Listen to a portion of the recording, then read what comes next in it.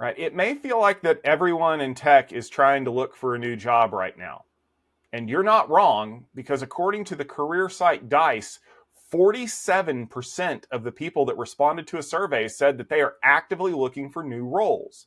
Now, some of the stated reasons include your typical reduced benefits, meager salary increases, unless you're working on AI, and even less flexibility in work locations, such as being able to work remotely.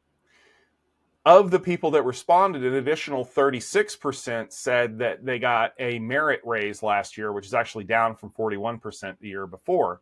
And a lot of others noted that companies are starting to cut back on things like offering training and education as one of those perks of the job.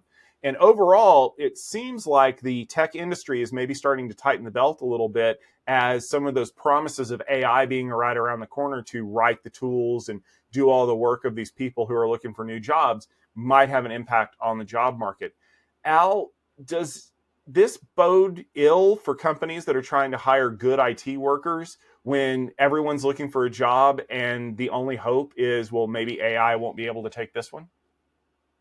Well, I think you've sort of brought a couple of things together there. One of them is there are still companies looking to hire good IT people, good people who are working in the industry, and those people are going to be overwhelmed with a number of applications from staff who are just looking for somewhere else. But I think what we'll also see is that those new jobs have the same restrictions. We're in the same market. We're in a pretty tight economy at the moment. There is a feeling of concern about what the future brings, and there have been a lot of redundancies through parts of the IT industry, as there are every year. And so, yeah, there's some challenges around this reduction in benefits, the general tightness in market at the moment, outside of some of the big name AI kind of places.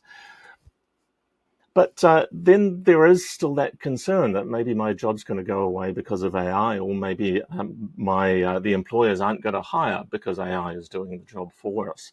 And we're seeing that in other industries. We're seeing that particularly in the media industry. There's been a shift towards AI-generated content, and that naturally means that there's less jobs for people that aren't in AI.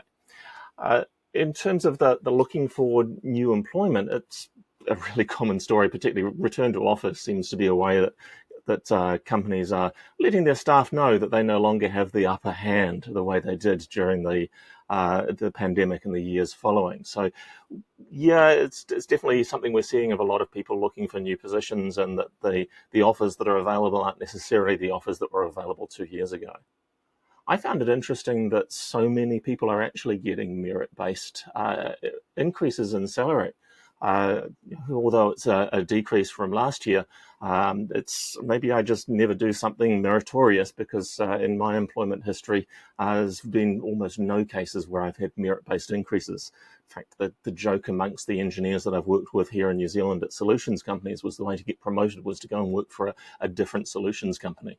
My own approach was to go overseas and work overseas for a few years to move forward.